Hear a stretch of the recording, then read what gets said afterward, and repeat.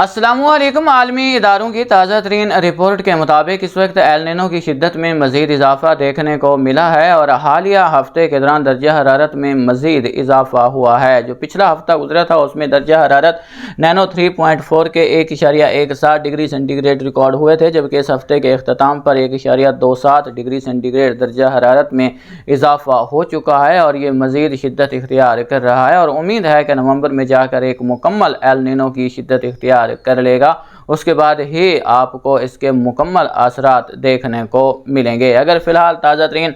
सूरत हाल को देखा जाए तो आने वाले महीनों के दौरान भी एल नीनो की शिद्दत मज़ीद बढ़ती दिखाई दे रही है और जनवरी फरवरी में जाकर ये थोड़ा कमज़ोर होता दिखाई दे रहा है। अगर ये सूरत हाल बनी तो अगले मानसून तक उम्मीद है कि न्यूट्रल कंडीशन में आ जाएगा। अगर न्यूट्रल कंडीशन में आया तो अगला मानसून 2023 के निस्बत कुछ बेहतर रह सकता है, लेकिन ये लॉन्ग रेंज फोरकास्ट है, इसमें तगय्युर और तबद्दुल होता रहेगा क्योंकि काफ़ी हद तक इसमें तब्दीलियां हर 2 हफ्तों के दौरान देखने को मिलती रहती हैं। अगर इंडियन ओशन डाइपोल की बात की जाए तो ये भी नवंबर तक एक मुकम्मल तौर पर जो है पॉजिटिव इंडियन ओशन डाइपोल हो जाएगा और हमारे जो बहिरे अरब के शुमाली हिस्से के दर्जा हरारत हैं वो भी काफ़ी हद तक बढ़ते दिखाई दे रहे हैं, जिसका असर हमको नवंबर, दिसंबर, जनवरी, फरवरी, मार्च, अप्रैल के दौरान ज़्यादा बारिशों की सूरत में देखने को मिल सकता है। अगर इंडियन ओशन डाइपोल की बात की जाए तो फिलहाल ये काफ़ी तवील इंतज़ार के बाद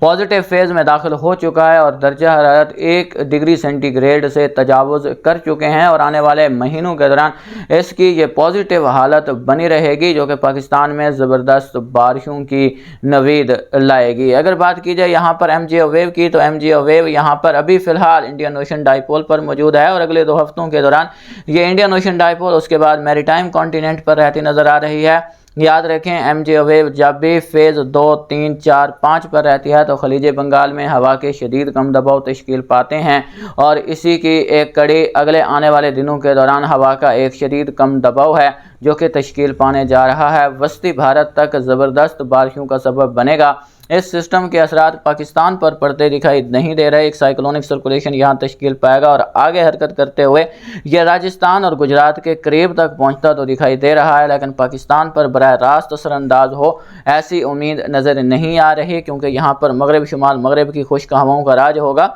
तो पाकिस्तान के इन मगरबी इलाकों में किसी खातिर खा बारिशों की उम्मीद नहीं होगी। अगर ये यहाँ पर पहुँचता है और ये हवाएं काफ़ी एक्टिव होती हैं तो जो मगरबी हवाएं हैं वो थोड़ा ईरान की तरफ सिरक जाएंगी तो सिंध के इलाकों को मुतासिर कर सकता है, लेकिन ये सूरत हाल भी सितंबर के दूसरे हफ्ते के आगाज़ पर देखने को मिल सकती है। सितंबर का पहला हफ्ता मुल्क के बेशतर मकामात पर खुश्क ही रहेगा।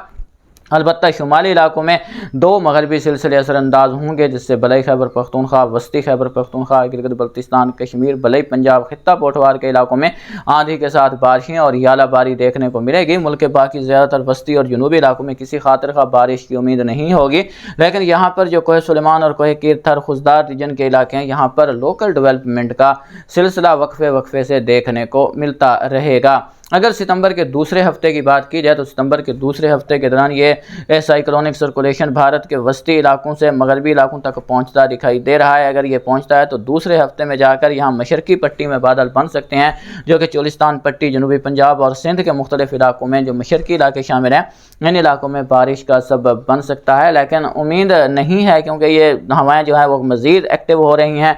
MGO वेव अभी जो है वो